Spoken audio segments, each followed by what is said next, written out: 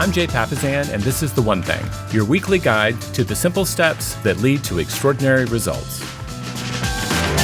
Hey there, One Thing friends and family, our readers, our listeners. Thank you so much for being there every single week. And this week, you're in for a treat.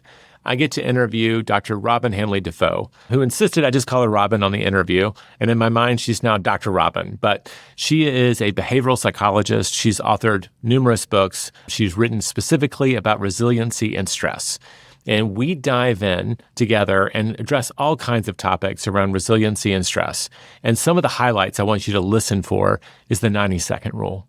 How 90 seconds can save you, I think it's 6 to 7 years of discomfort.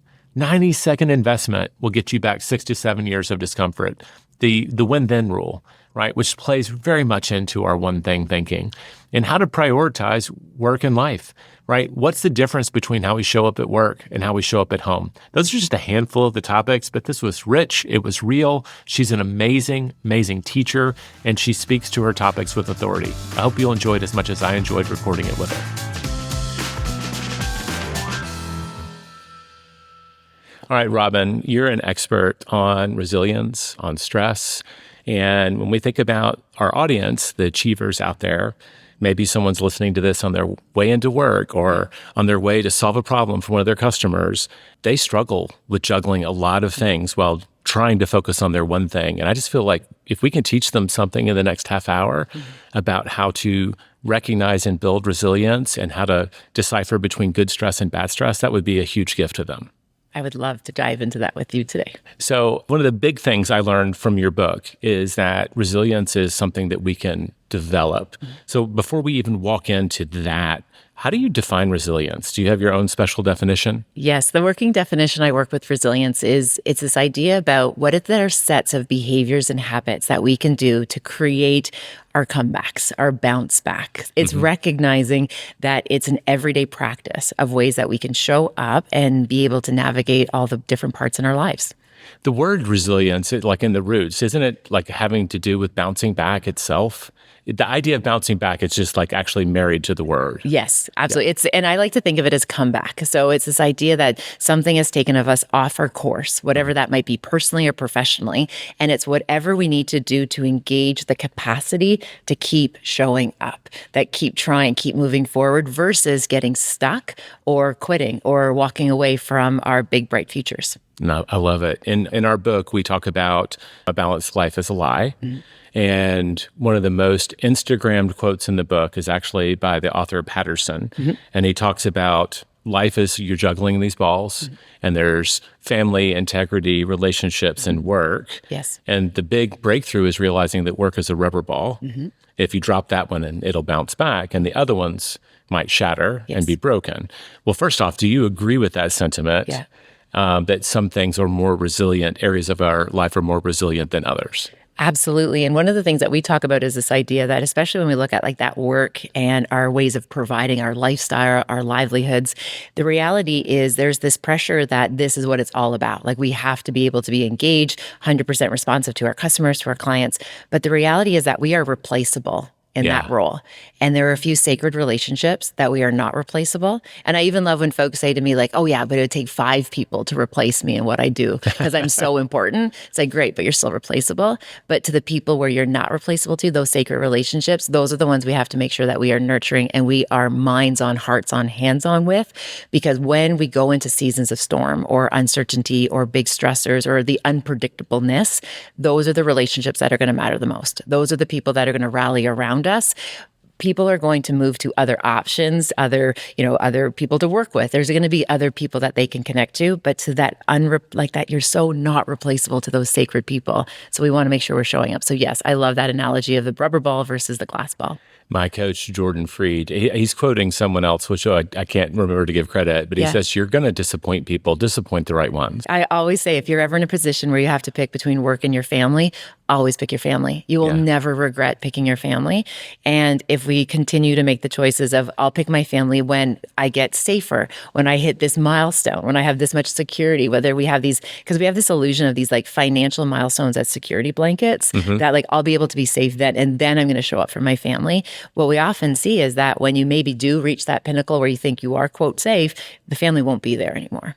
because we haven't looked after them. And if you get to the top and you're by yourself, you haven't done it right. No. And I hear that phrase, you said, I'll do it when. Yes. A lot of people say, I'll be happy when. 100%. And so they're chasing some sort of goal attainment as a proxy for actual happiness.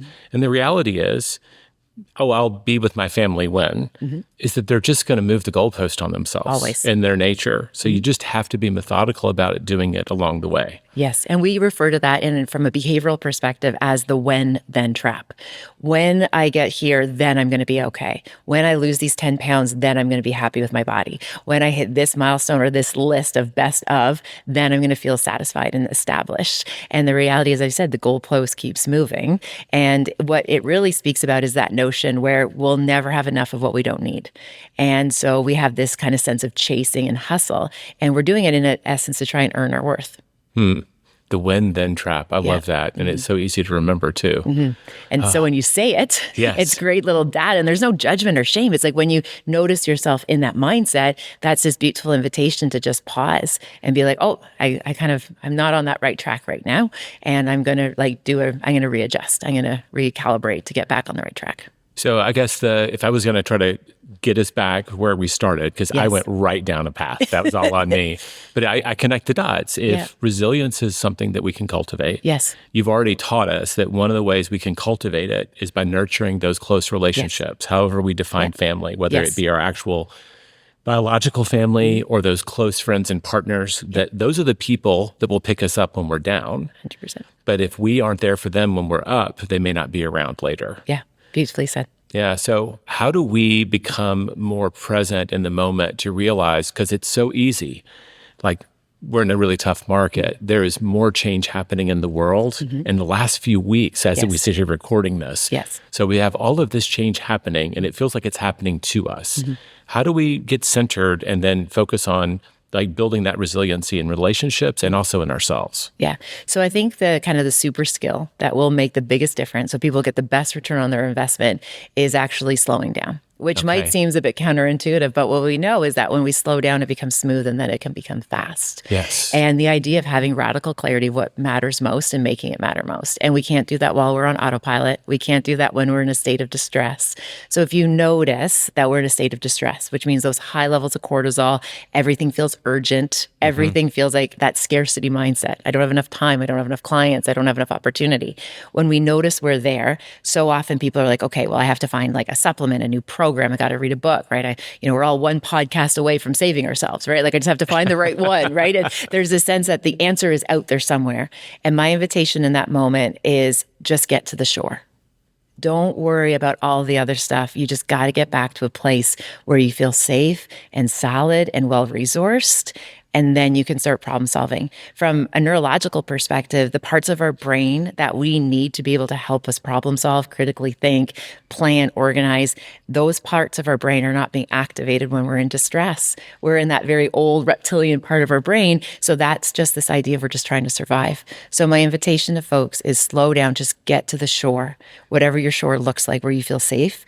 And then you can make some really great choices from there. It's fantastic advice, and the language, all of that. I'll just tell the listeners, I promise I did not feed you any of that. I know.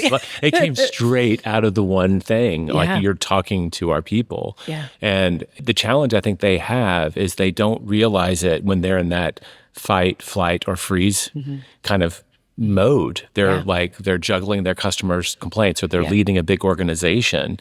How do we make space intentionally? Because I would imagine if we're in that mode, we can't think rationally to say, I need space. Absolutely. Yeah. So this is where, on a couple different levels, first, I think it's helpful to notice, yes, we know the fight and the flight is activated and protect the freezing, as you said, but there's also the fourth that most people don't talk about, which is the fawning phase, where basically we feel like we just placate to our lives, just feel like this is the way our lives are. There's no way out of it. So I'm just going to basically roll over and just basically this is the reality I've created. I am stuck. So that we call a learned helplessness. Yeah, state. it is similar to a learned helplessness. But what's interesting, it's a reflex. right? So our bodies and our brains, we don't get to decide if we're going to fight our way through a difficult situation or we're going to placate and acquiesce and fawn. Like our body decides that this is what it's going to do. And what I see is people are just in this repetition of this fawning response where they feel like, again, that there's nothing they can do that's going to make a difference. Where the reality is there's a lot of things that we can do to soothe that nervous system to get us back to a place of feeling well-resourced. So how do we do that? Number one is we need to have very good people around us. We need to have those trusted allies who can point out our blind spots and say, hey, do you know what? I notice you've missed 2 of your son's basketball games in a row. Don't do that. Yeah. Right? Like they call us out. And I think right now everyone is just, they're so blinded by their own circumstance that they're not necessarily looking out for each other. But when you can create even just that one person that checks your blind spots for you, whether it be a partner, whether, again, a friend or, anyone who's helping you stay in alignment with your values, all of the other behaviors are going to fall into place. I love that. We have some kind of modalities for that in our culture here in KW and also around the One Thing. We talk about, you can have like a peer partner. Yes. So a practice partner. Yeah. Just like going to the gym because they're waiting on you, you're so much more likely to go. Of course. And we call that peer partnership. And at the highest frame, like we say, like get a coach. Yes. Or a therapist, yes. which can be a mental coach in a different sense, to kind of call us out when we're misbehaving. Yeah, absolutely. Go ahead. I was going to say, you gave me another tool. I wasn't aware of the fawning thing. Yeah. So just when I think about our audience with that rollover, I hear the language, I've been knocked overboard. We're going through the rapids and I've been knocked out of the boat. Yeah. That kind of helplessness when we feel when we're being swept through the rapids. Yeah. That's what I associate with that. And the other half of them just put on their gloves and they go straight to fight. Yes. Those are their 2 instinctive postures that it's out of my control. There's nothing I can do, or I go to the fight mechanism. So I interrupted you. I just wanted to call that out because that resonated for me, that extra, I don't know, the alliteration, the F word that we get to use. Absolutely. And that's the F word that's getting us in a whole whack of trouble right now because we're giving up our power and our control to make better choices. And it's not the idea that we have to have everything figured out. It's like, what is the next right choice? So when we notice that all of a sudden we're just like, oh, this feels like I'm stuck. It feels like, I have too much responsibility. I have too big of a team to try and reimagine how I can show up in my life. That just knowing that is just a survival mechanism to try and get you through a season.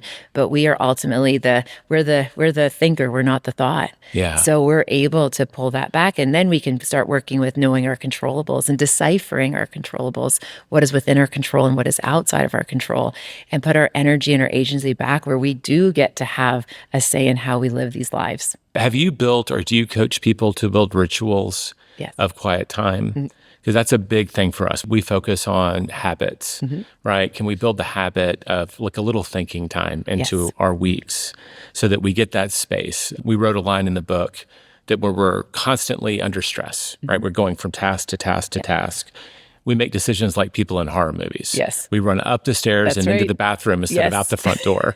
Really, is that actually true? I mean, that's what I observe is that under stress, we make really bad decisions. Terrible choices. Okay. Yeah. The lizard has the wheel, literally, and they just want to stay warm and not die.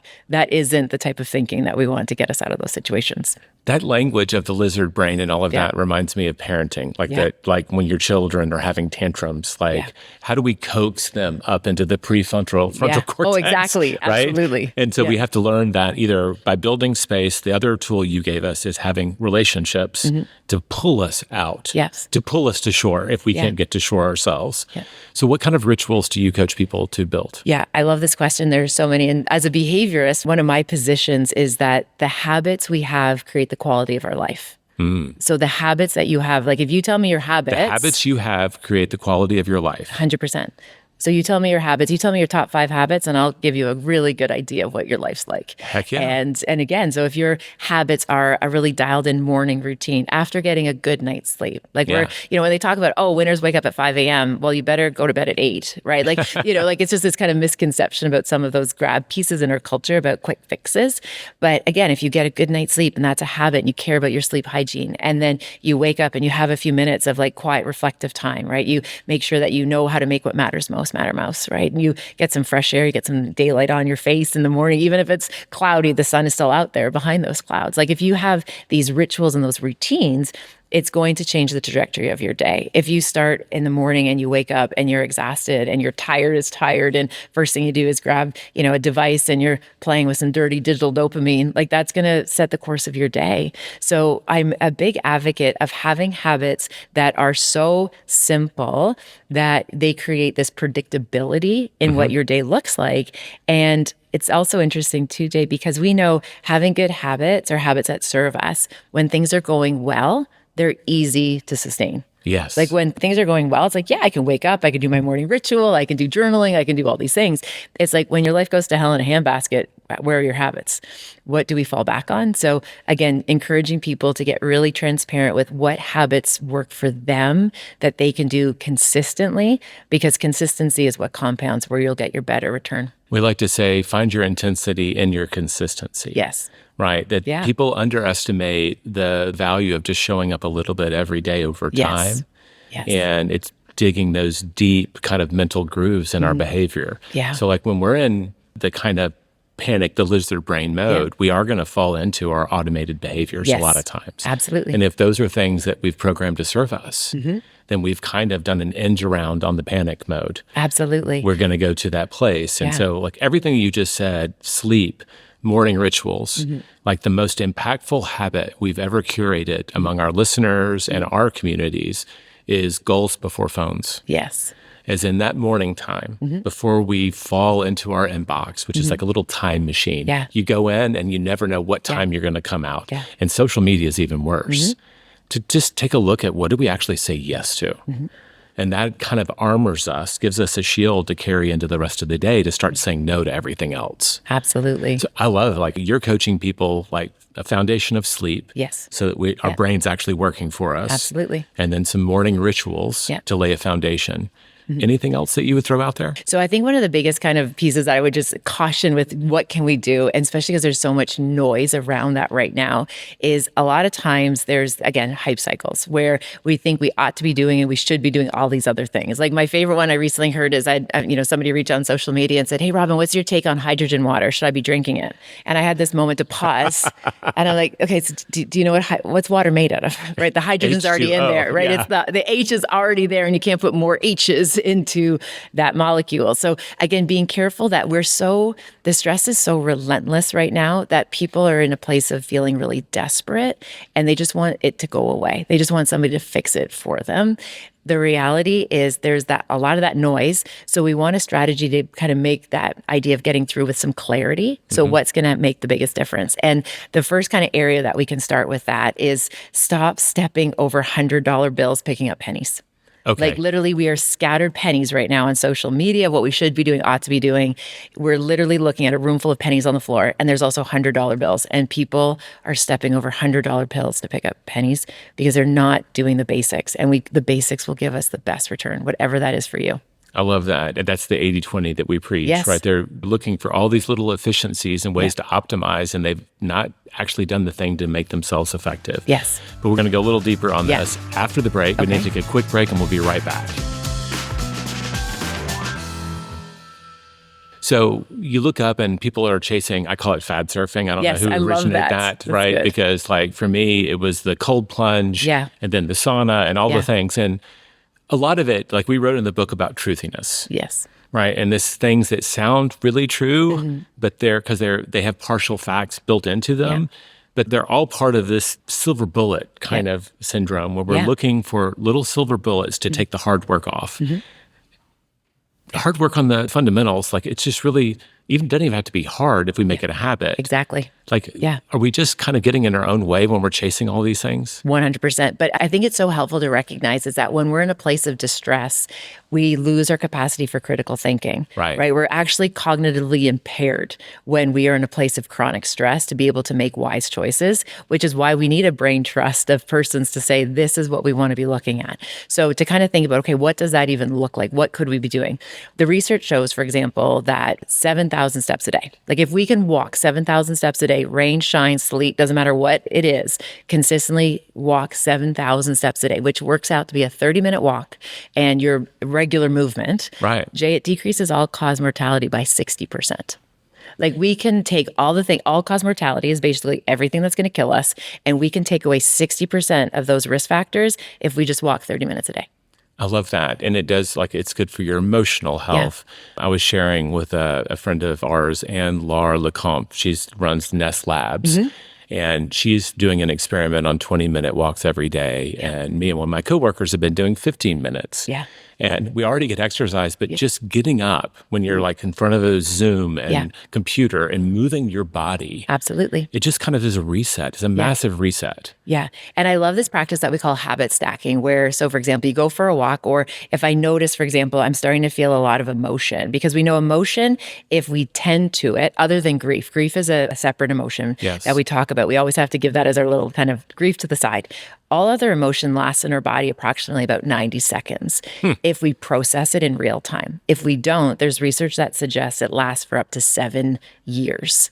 So if you're in a meeting, let's say, in a Zoom call, and all of a sudden it doesn't go well and you feel angry and you just jump to the next call, physiologically, that's going to linger in your body for a very long time, which eventually... Wow. That pay me now or pay me later thing is like with giant, like horrible interest rate on it. Exactly. So if I 90 minutes versus 7 years? 7 years, 90 seconds. 90 seconds. 90 seconds. So if you just all of a sudden got a piece of information and now all of a sudden you're feeling angry or scared or perhaps feeling a bit sad, if we just like take that emotion, and even just if it's sadness, like even just like take 90 seconds, just breathe, hold our heart and be like, yeah, that hurt. That's disappointing. I'm scared or I'm sad, whatever it is. And then 90 seconds, then move on. We've actually processed it, or what we call digested, that essentially those molecules of those emotions. However, if we hold it and don't process it, that's going to start causing all of these health issues, which is why we're seeing massive insurges of mental health and emotional health. And there's lots of other factors, but that's one that is within our control that we could think about. Or let's say you notice you're worrying. Is naming it important? Like you just said? 1,000%. Okay. Absolutely. Why is that important? Yeah. Well, I think what happens is, when you ask somebody, how are they feeling? And they say, fine, tired, good, and busy. None of those are actually emotions, right? Those are all just behavior states, right? So, or outcomes. So how are you feeling? Well, we know that there's the 4 predominant, which is this idea of glad, sad, afraid, or mad. And we're all variations. We're feeling factories off of that for all intents and purposes. So if I notice all of a sudden I feel angry, and what does anger do? It wants to push whatever it is away or break through. So if I literally just push my keyboard away and stand up and just, again, roll my shoulders, take a sip of water, just take that 90 seconds to let it dissipate and then move on, I'm going to have so much more reserves at the end of the day because my body's not trying to catch up with all that emotion. It sounds like we all need to get a watch with a second hand. An analog. Can you imagine? Like literally like... Well, even my little digital Apple, I got one that, but I have to wake it up every 15 seconds because it goes away. Yeah. You're making me, when I was in college and graduate school, one of my thesis advisors was a writer named E.L. Doctorow. Okay. And he saw me rolling a cigarette because I was in that phase of my life. I love it. And he said, I gave that up. Do you want to hear how? And I was like, sure. Yeah. And I was kind of curious about quitting.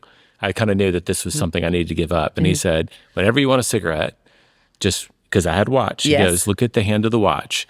And I've found that if you can wait 60 seconds, the urge is gone. Yeah, surf so the urge. He said 60. He's not a scientist. There you go. But close. That same thing of just wait it out just a little bit. Surf the urge. Yeah. Yeah. And if I can add a piece there that I find... Surf the urge. Just surf the urge. I got to call out these little memorable phrases. I like that. We call them Robynisms in my little landscape where I think I make up words. The when-then trap. So on that notion, and this is one that I find so helpful for people, there is nothing wrong with the impulse.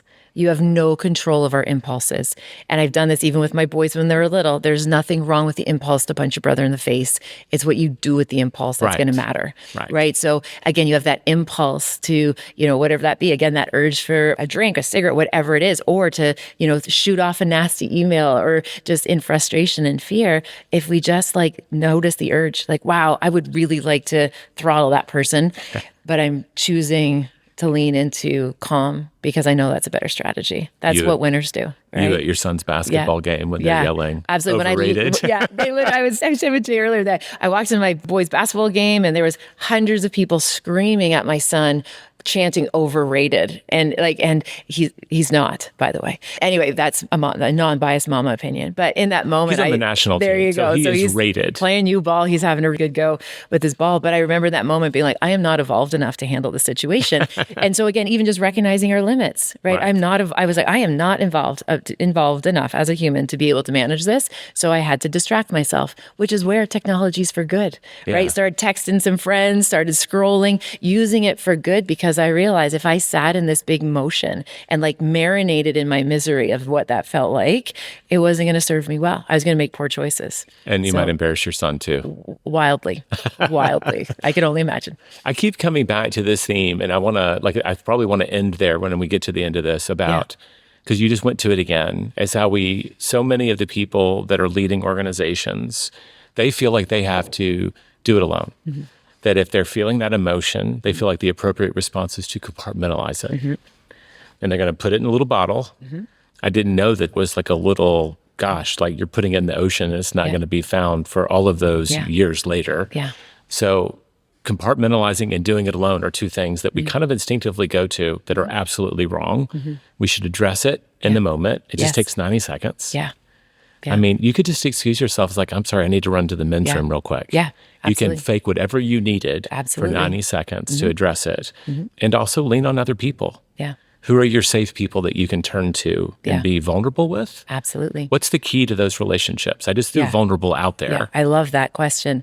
For leaders especially, we have to ensure when we're practicing vulnerability, because right now that's kind of a bit of a practice that folks are talking about. Like, leaders have to be vulnerable. We want to be vulnerable with the right people, in the sense of not everyone deserves your whole story. Right. Right. You don't have to like pour everything out to everybody. When you are talking to your team or your group, you want to make sure that what you are sharing is something that you have brought full circle and processed. Don't share an active issue or an active problem. So if you're in the middle of your own messy divorce, this isn't something that you're going to table at your team huddle. Okay. If you, for example, like you said, hey, I navigated, quitting smoking when I was in college or university. Great. That's probably really far behind you, which when you talk about it, it isn't triggering, it isn't upsetting, and there's wisdom to be data mined from that. So share with your team what it is that you've already processed. Okay. And that's where we're going to get really good traction, because you're showing solution. We're not in the middle of the season. When you are with those people, though, your chosen people that we call like that allyship, your inner circle, that's where you get to say like, hey, I'm not sure what's my next right move. Or, you know me really well. What would you say as my coach, as my friend, as my GM, so to speak? What should I be thinking about? What should I be doing? And another little practice What's so funny is everybody's using those kind of prompts with like Chat GPT, but not with their close relationships. Absolutely. Like, and would you play the part of my coach for a second? Exactly. 100%. Or as somebody who tends to move quite quickly through the world, I know in my own relationship with my husband, I'll say once, like I actually have it kind of marked on the calendar to say, what have you been trying to tell me for the last 30 days that I haven't heard? Right? Like, what have you been trying to get into like in top of mind? So you're feeling courageous in that moment. Oh, 100%. Right. And at first I was like, oh, you'll have nothing to give me there. Like, this is going to be a quick conversation. There's always something, right? There's always something. So what have you been trying to let me know that I haven't seen? And another gentle invitation for our leaders is when somebody comes to you and their teammate is going through it, or they're kind of going on in a situation, to just pause before they even start, to ask them, what's my role right now?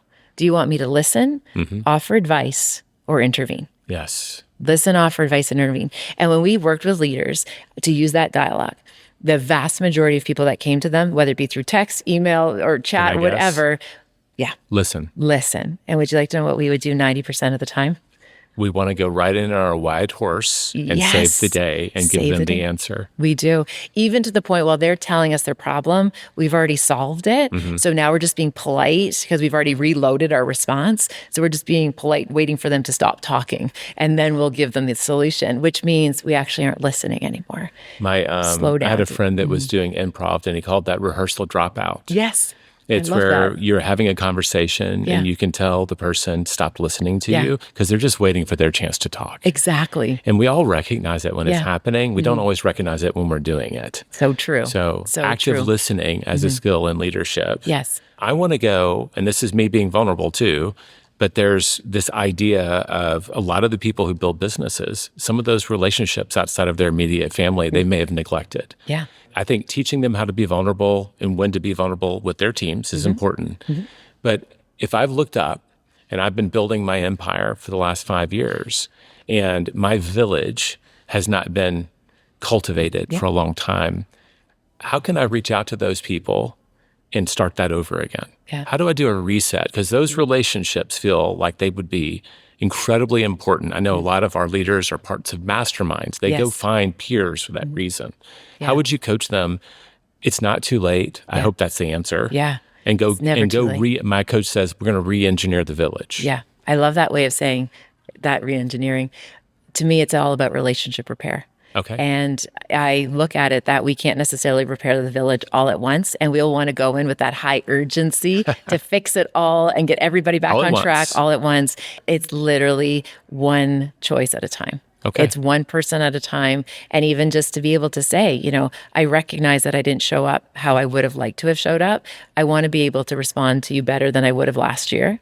And in this moment, is that something that you're open to entertaining?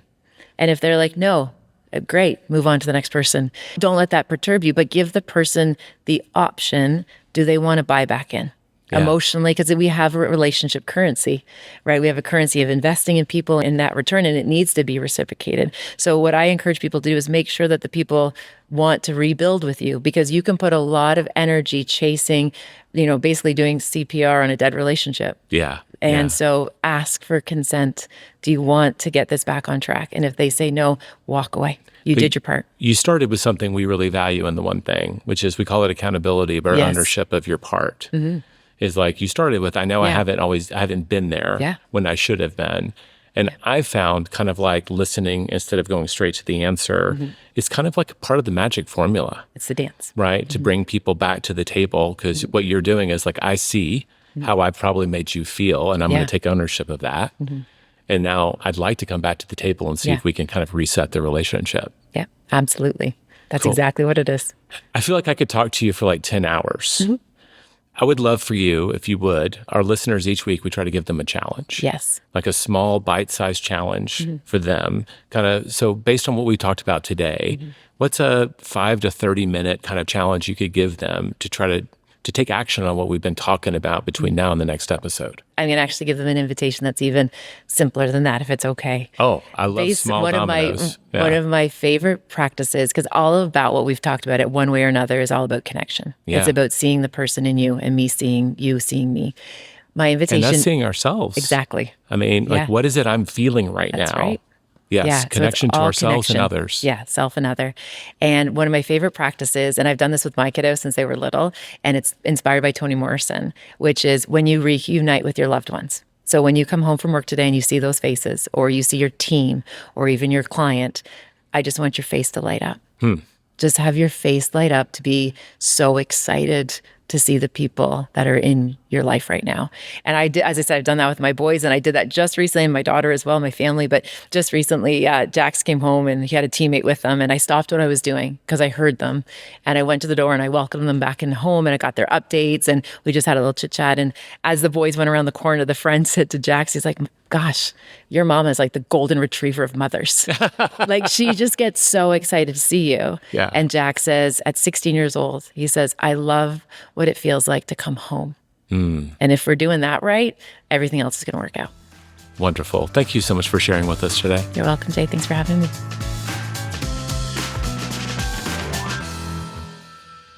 Well, that's it for this week's episode. I hope you enjoyed my conversation with Dr. Robyne Hanley Dafoe.